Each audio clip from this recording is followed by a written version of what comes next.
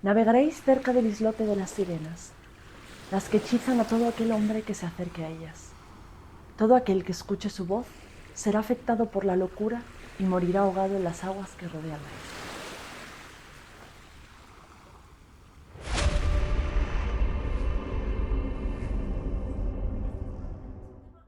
¡Hey, futuros fósiles! Esta semana tenemos un tema más que fascinante por explorar. Os doy la bienvenida a Crónicas Óseas, donde cada hueso esconde una historia y la historia está repleta de huesos deseosos de hablar. Vamos a analizar a las sirenas más allá de lo típico, más allá de la mitología y de si los vídeos que vemos son reales o no. Así que espero que me acompañes. Esto es Explicaciones Científicas a Hechos Maravillosos, la primera serie del canal. Suscríbete para ver el resto de los capítulos porque en las próximas semanas nos adentraremos en las historias de los hombres lobo y los gigantes.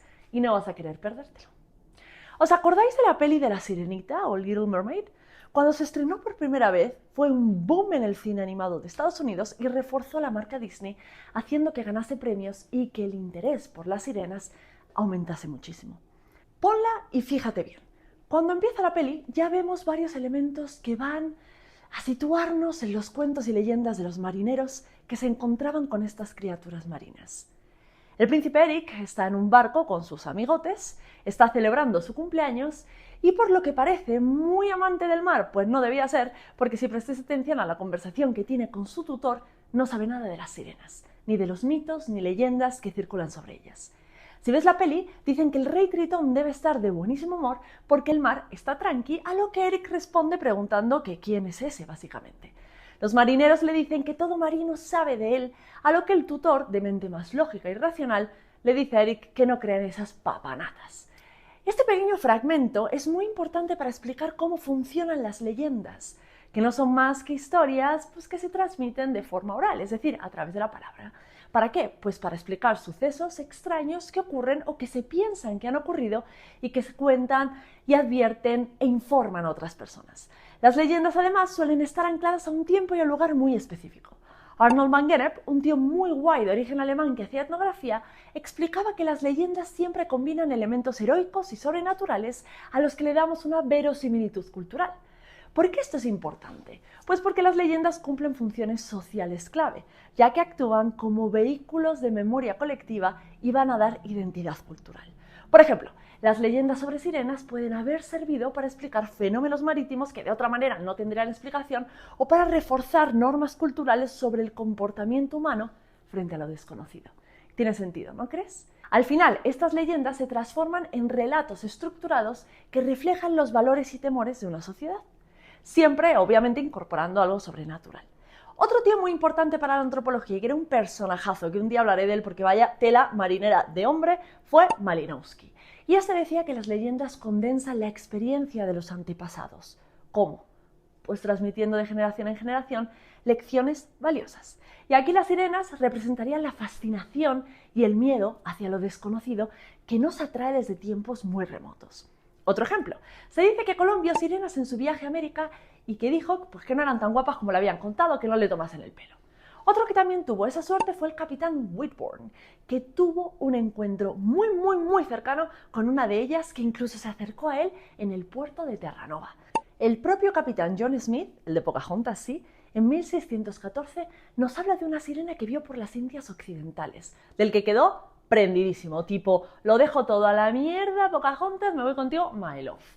Ahora bien, nosotros estamos muy acostumbrados a ver la playa, a ver vídeos del océano, sabemos de las criaturas marinas que habitan en ellos, conocemos incluso las profundidades abisales. ¿Os acordáis de este pez diablo que murió buscando la luz? Bueno, pues a ellos los conocemos, los hemos visto miles de veces, ya sea físicamente o en fotos. Pero ten en cuenta que la gente de hace 1000 años pues nunca había tenido un acercamiento real a una de estas criaturas.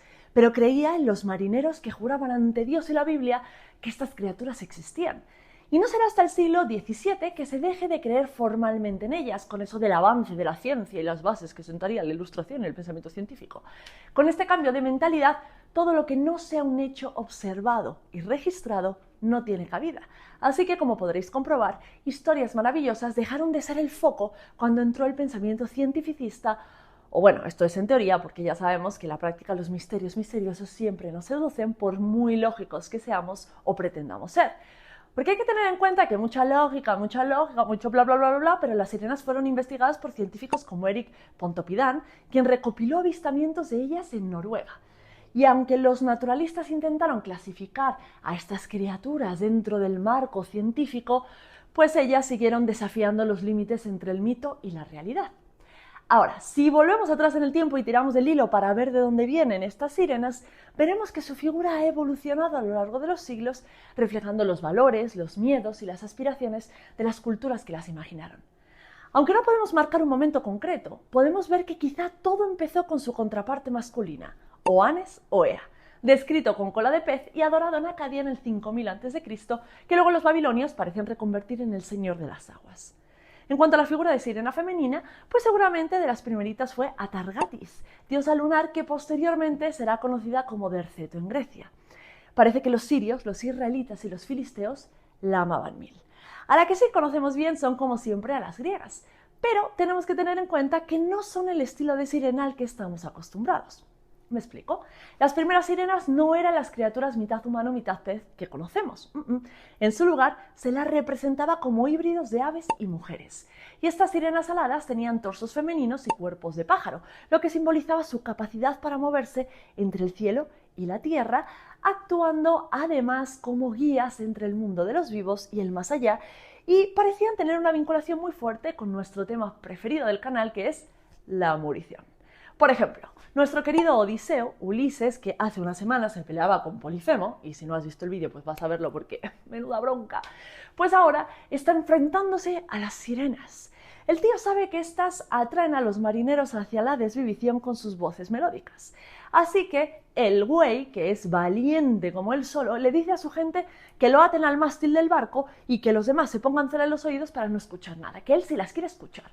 Obviamente cuando las sirenas comienzan a cantar para coquetearlo y que se vaya con ellas, pues el tío pide a sus amigotes que lo desaten, que ha cambiado de opinión, que se pira con ellas, que adiós muy buenas, que adiós a Ita, que adiós a Penélope, adiós a todo.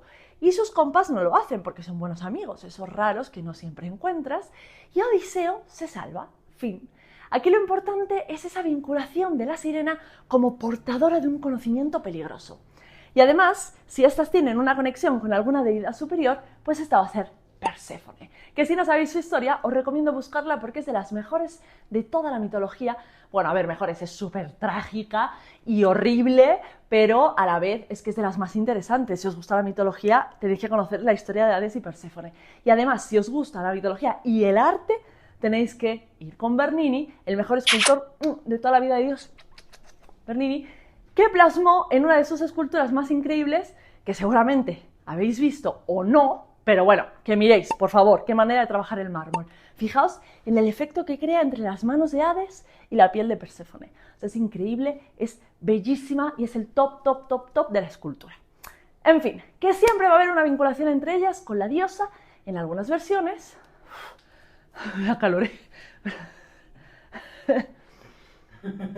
ya que se las describe como compañeras de Perséfone. Sin entrar mucho en el mito, porque este vídeo nunca acabaría, una teoría dice que cuando ésta es raptada por el dios del inframundo, Hades, las sirenas no pudieron protegerla y como castigo las transformaron en seres alados, lo cual reforzaría su conexión con la pérdida, el luto y lo sobrenatural. Y no será hasta la Edad Media cuando las sirenas ya se conocen, pues como nosotros las conocemos, como seres mitad pez y mitad humanas. Podría ser por la influencia de los relatos de los marineros. Además, la figura de la sirena tiene un componente de género muy importante porque adquiere un significado moralizante sobre el peligro de juntarse con una mujer peligrosa. Sus cantos y su apariencia seductora se van a asociar con la tentación y el pecado, y estas son un símbolo contrario a la Virgen María, ideal femenino medieval, pareciéndose más a Eva, la representación absoluta del pecado y del peligro. Para reforzar esta idea, los jefes de la Iglesia, ¿qué van a hacer? Pues van a empezar a decorar templos y manuscritos con sirenas para advertir a los fieles del deseo carnal y de la vanidad. Por eso también las sirenas empiezan a representarse peinándose o viéndose al espejo. Recordad que esto es pecado mortal, o sea, no mirarse al espejo, sino la vanidad y la lujuria. Y ahora corred a ver lo que tiene la sirenita escondida en su guarida y decidme, ¿se peina o se mira algún espejo? Pues ya sabéis por qué. Pícaro Disney. Además, empieza a circular la imagen de la sirena con doble cola, como la de Starbucks, que a menudo se mostraba sosteniéndolas abiertas con las manos. Y este diseño puede haber sido inspirado por observaciones de anomalías biológicas, es decir, malformaciones en los cuerpos de los cetáceos, y también se conectó con ideas de fertilidad y dualidad. Quizá otro punto álgido de su historia viene con los exploradores. En el Renacimiento hay una expansión europea y recordad que hasta hace poco tiempo se creía que el mundo era plano. Well, hace poco tiempo. Y que si tú navegabas más allá de un límite, pues te caías por ahí. Estos exploradores se adentraron a lo desconocido y si ahora el mar pues nos sigue dando miedito, imaginaos en aquella época viendo animales súper raros que se podían confundir con monstruos por el escaso o nulo conocimiento que se tenía de estas criaturas marinas. Entonces aquí las sirenas medievales empiezan a tener un papel real en los relatos de estos exploradores y marineros y además se hacen mucho más sexys. Ya hemos visto que Cristóbal Colón pues, afirmó haber visto sirenas cerca de las costas de América, aunque bueno, en su descripción se alinea más con manatíes que con criaturas mitológicas. Pero estos avistamientos alimentaron la idea de que las sirenas podían ser reales. Así que empezaron a aparecer en los mapas decorando las esquinas de océanos desconocidos, advirtiendo sobre los peligros del mar. Ya en el siglo XIX, Hans Christian Andersen inmortalizó a la sirena en su cuento La Sirenita, que es un relato pues tristísimo y deprimente, pero que Disney lo suavizó y lo cambió a nivel mental para que tengamos esta idea de las sirenas como un símbolo de amor incondicional y de dolor capaz del sacrificio por lo que uno ama. Ahora mismo, en pleno siglo XXI, la sirena es marketing puro, desde logotipos comerciales hasta la literatura y el cine, encarnando la seducción y la nostalgia por el mundo mágico perdido. Vamos a poner esto en un contexto cultural, porque aquí hay huesos, pero también hay contexto baby. Hay muchas interpretaciones sobre el papel que desempeñan dentro de la lógica de un grupo. Vale, ya hemos dicho que pueden advertir sobre los peligros del mar, sobre la fragilidad del hombre, para sucumbir al pecado mortal, de la tentación, incluso a la misma morición. En la literatura también reflejaría la tensión entre el deseo y la razón. Acordaos de Ulises, que era capaz de mandar todo su proyecto a la mer para irse con una de esas coquetas. Desde el psicoanálisis o la teoría de género se ha señalado también el papel que juegan. Por ejemplo, en La Sirenita de Hans Christian Andersen, la protagonista sacrifica su voz y su identidad por amor, una narrativa que Disney adaptó para enfatizar temas de dependencia masculina. Alan Davies analiza esta historia desde el psicoanálisis y ve a Ariel como una figura que encarna el complejo de Electra, que desplaza su afecto de padre a príncipe, que es muy heavy, ¿no? O sea, banderita roja para ti, Ariel. La versión de Disney también reforzaría esto con Ariel dependiendo de figuras masculinas para alcanzar su meta. Además, Úrsula, con sus tentáculos y su apariencia grotesca, simbolizaría una figura materna rival que se asociaría con el poder y el peligro. Y este diseño refuerza estereotipos de género que presentan a las mujeres como competidoras. En fin, que son seres duales, frontera entre lo humano y lo animal, lo conocido y lo desconocido, la seducción y el peligro, que conectan con lo femenino, pero no con cualquier aspecto de este, sino la parte peligrosa que hay que evitar, porque manipulan con su belleza y con su canto, aunque también representan la libertad y el poder. Aquí todo es dualismo.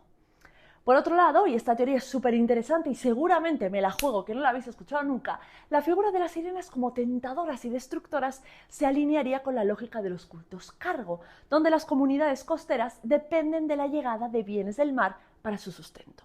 Espérame aquí quietecito que te lo explico. Aunque los relatos de sirenas incorporan elementos fantásticos, podrían haber sido inspirados originalmente por eventos rituales reales. Atención a esta teoría porque te vuela la cabeza si lo piensas bien. Primero, ¿de dónde salen los cultos cargo y qué son? Pues aparecieron principalmente en Melanesia durante el siglo XX, cuando los habitantes de las islas remotas observaron la llegada de bienes extranjeros que eran traídos por los colonizadores y militares. Ellos creían que estos bienes que venían del cielo pues eran enviados por sus ancestros o dioses y buscaban replicar rituales para obtenerlos. ¿Qué hacían? Pues los melanesos, como querían regalinchis, recreaban condiciones en las que estos regalos habían llegado, en este caso pues del cielo. Así que recreaban pistas de aterrizaje, almacenes o incluso aviones de madera e imitaban infraestructuras que veían en los extranjeros con la esperanza de atraer los cargos, los regalos. Desde esta óptica, la antropología sugiere que estas leyendas de sirenas podrían vincularse también con estos cultos como rituales o prácticas culturales destinadas a obtener riquezas o bienes procedentes del mar. De hecho, se ha documentado historias de comunidades costeras que realizaban rituales en honor a los espíritus del agua o deidades femeninas para atraer barcos y naufragios a sus costas. Y si nos vamos a África, hay comunidades como los Tonga que hacían sacrificios simbólicos a mujeres para calmar a los dioses del mar y para hacer que algún barco despistado naufragase cerca y ellos pudiesen sacar provecho. En la mitología griega, las sirenas también empleaban su canto para atraer a los marineros hacia los arrecifes y las costas peligrosas, donde los barcos quedaban destruidos. Y esto podríamos interpretarlo como una narrativa que refleja prácticas humanas que estarían dirigidas a aprovechar estos recursos provenientes de naufragios. Así que visto así, las figuras de las sirenas como tentadoras y destructoras se alinearían con esta lógica. Esta asociación también llevaría a que mentalmente las personas de la comunidad percibieran a las sirenas como una personificación de la riqueza, pero también como un símbolo del riesgo que representa el océano, reflejando así el peligro de depender exclusivamente de él. A ver, es verdad que los cultos cargos se documentan en el siglo XX, pero es posible que rituales similares existieran en civilizaciones antiguas y contribuyeran a la creación de leyendas marítimas y que fuesen también intermediarias entre lo humano y los recursos del océano. Sus cantos y rituales pueden interpretarse como intentos simbólicos de acceder a los tesoros del mar, representando un vínculo cultural entre lo mítico y las necesidades materiales de estas comunidades. ¿Qué opináis? Dejádmelo en comentarios y sigamos adentrándonos en las fosas marinas hasta encontrarnos con una. Y ahora la pregunta del millón, ¿qué para eso estáis aquí? ¿Hay alguna evidencia anatómica, ósea o lo que sea de las sirenas? Porque yo he visto en internet, y vosotros también, un montón de cosas sobre ellas, sobre sus cuerpecitos encontrados en el mar. ¿Os acordáis de esta, o de esta, y de esta? Pues vamos a ver si encontramos alguna de estas evidencias. Pues ya sabes, sí, pero no. ¿Por qué sí? Porque hay una enfermedad que de hecho se llama el síndrome de la sirena o sirenomelia. Esta es una enfermedad congénita, es decir, que se presenta durante el desarrollo del bebé dentro de la madre. Es una patología que afecta a un bebé de cada 60.000 a 100.000 nacimientos vivos y tiene como característica principal, pues lo que ya os imagináis, la fusión de las extremidades inferiores, es decir, de las piernas, que puede llegar a asemejar una cola. La parte superior del cuerpo tiene un desarrollo normal. A ver, hay varios grados de sirenomelia. A veces las piernas pueden estar completamente fusionadas y otras veces no. O sea, aquí el problema es lo que ocurre más bien en el interior, porque estos bebés nacen con malformaciones muy heavy en el sistema urogenital. A veces pueden nacer sin vejiga o sin genitales externos y también pueden tener intestinos poco desarrollados o mal desarrollados y problemas en los huesos de la espalda, como la parte baja de esta, que tendría malformación de las vértebras e incluso ausencia de sacro, que es el hueso que forma el culo básicamente. En cuanto a la cara, pues he dicho que la parte de arriba se desarrolla con normalidad, pero en los casos más severos, la cara puede presentar lo que se conoce con el término de fascies de Potter, que se caracteriza, como estaréis viendo por aquí por la pantalla, con una nariz plana, una barbilla que se retrae, los ojos muy separados y las orejas bajas.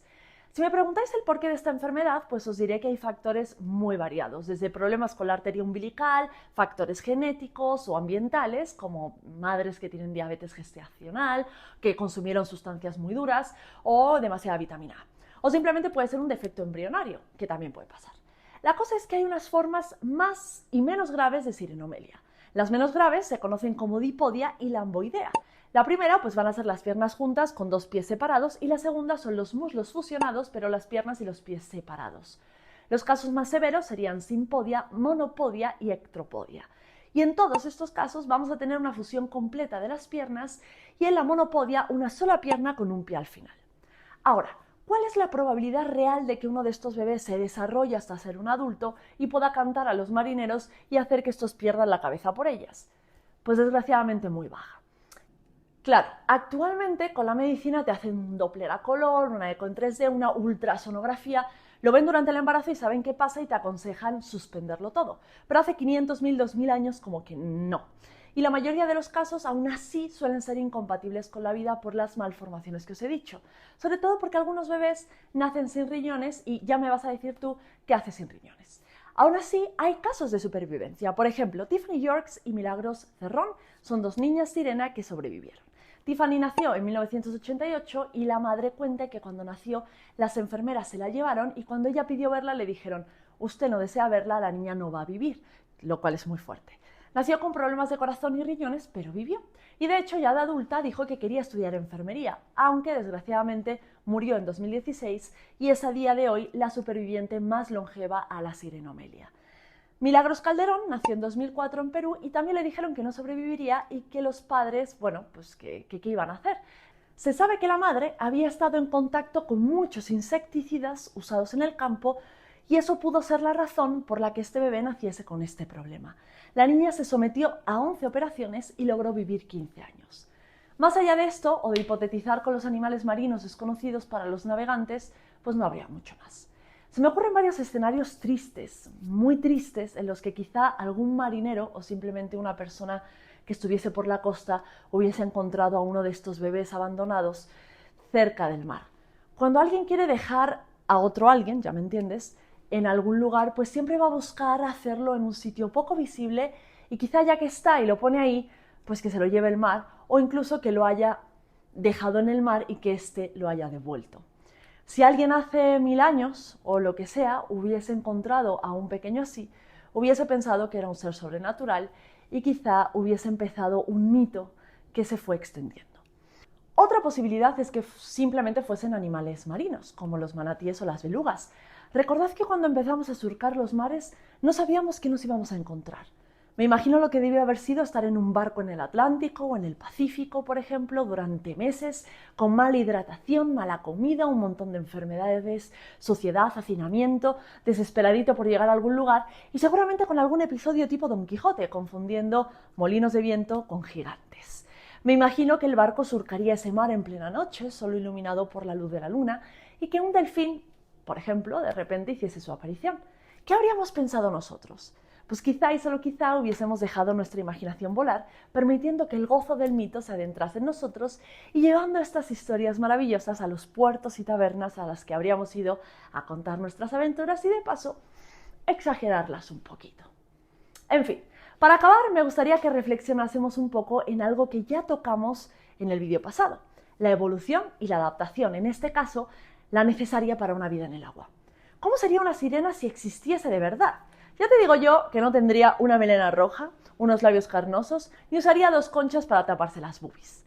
Pero, gracias a Bethany Betancourt, que escribió un artículo científico maravilloso hipotetizando sobre cómo serían estas sirenas en la vida real, podemos hacernos una idea, pues eso, de cómo serían. Tened en cuenta que las conclusiones que aquí os voy a contar no salen de la nada, sino de procesos evolutivos que ya se han observado en mamíferos marinos como los delfines o las ballenas, es decir, los cetáceos, o como las focas, que son pinípedos. En primer lugar, tomemos este dibujo y veamos que está mal planteado. Lo primero que necesitamos es que nuestra sirena tenga una forma aerodinámica. Necesitamos que sea súper veloz para atacar a los marineros o perseguir barcos, así que tendríamos una estructura alargada, suave y con mucha resistencia como la de los delfines. Obviamente una cola de pez, porque si no, pues vaya sirena de chichinabo, y además sería súper musculosa para poder ir muy rápido. Los brazos serían más cortitos y con mucho más músculo, pero capaces de manipular objetos. O sea, estaría mamey nuestra sirena. Ahora, visto que tenemos sirenas en todos los mares habidos y por haber, pues necesitamos que éstas tengan adaptaciones térmicas. Así que pues hay que ponerles mucha grasa, como a los cetáceos y a los pinípedos, algo que se llama blubber, para que se mantengan calentitas y no se nos congelen. Su piel tendría que ser súper resistente, no tendrían pelo, pues porque no lo necesitan, y le quitaría velocidad además, y sería de un color verduzco como el mar. ¿Por qué? Porque se tiene que camuflar de los depredadores. Como viven en el mar, pues no pueden tener una nariz respingona como Ariel, ni ser tan estilizadas. Vamos a ponerles un tronco más pequeño y ancho, porque necesitan mucha capacidad pulmonar para bucear mucho tiempo bajo el agua y además aguantar la presión del mar. Serían ganadoras en apneas y cuando necesitasen salir a tomar aire, pues lo harían como los delfines, con el blowhole que se llama. ¡Idiomas, querida! Ya hemos dicho que estarían mamadísimas, súper fuertes y además sus manos tendrían membranas interdigitales para moverse aún más rápido. Para flotar necesitamos un esqueleto ligerito, que si no se nos hunden. Y aparte tendrían una visión adaptada a la poca luz y a ver bajo el agua. Que no sé si tú has intentado ver en el Mediterráneo algo sin gafas, pero va a ser que no. Así que podrían comunicarse a larga distancia y detectar pobres marineros incautos desde distancias largas, y en cuanto al papeo, al arte del buen comer, pues seguramente fuesen carnívoras o piscíforas. Peces, crustáceos, etc. Así que dentadura afilada, pero con posibilidad de masticar. Su estómago tiene que ser capaz de procesar muchísima proteína y grasa, nada de hidratos, bonita. Y finalmente tendrían un comportamiento social parecido al de los delfines, basado en la cooperación y la comunicación. Según nos dicen las leyendas, también deberían poder usar herramientas para cazar, ser capaces de tener refugios o interactuar con su entorno como las nutrias. Y en cuanto a su comunicación, pues estarían adaptadas a las profundidades del océano. Y poco más que decirte, que las sirenas son más que mitos, al final son un reflejo de nuestra relación con el océano, con lo desconocido y con nosotros mismos. ¿Qué nos atrae tanto de ellas? Tal vez el misterio no esté en las sirenas en sí, sino en lo que nos hace preguntarnos sobre nuestra propia humanidad. Déjame tu opinión en los comentarios y acompáñame en el próximo episodio de Crónicas Óseas. Ya sabes que si quieres consultar la bibliografía, pues va a estar abajito en la cajita de descripción y que me sigas en Instagram, que hay más contenido semanal sobre los temas que tocamos. ¡Chao!